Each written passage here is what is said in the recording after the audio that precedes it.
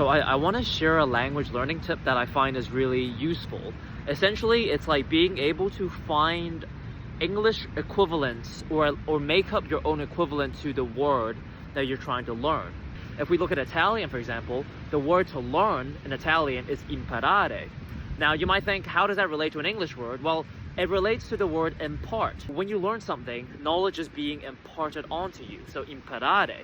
Or to forget is dimenticare. And you're like, what the hell is dimenticare? How does that relate to forget? Well, dimenticare is like demented, dementia. What happens to people with dementia? They forget things.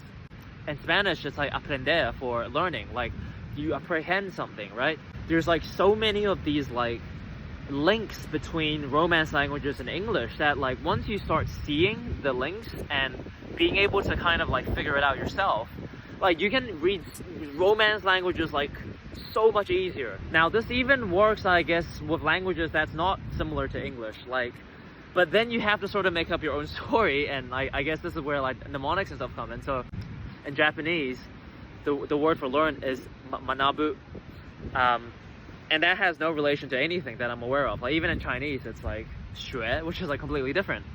So how can you make a link from manabu to learn in English? When you learn something, it's like you're increasing your mana in a way. It's like you're getting a new energy into your system, right? So there's like manabu. But like, who are you getting this magic from? This mana from Boo, from Majin Buu. So every time you learn something, it's like there's a Majin Buu floating in the air, and he's like bzzz, he's like zapping you with mana. So you're like, whoa, and you learn the thing. So manabu to learn something, and also Majin Buu is like anime Japanese, so it's like the Japanese word for learning is Boo zapping mana at you, manabu. Yeah, and you can use this to learn anything really, not just language.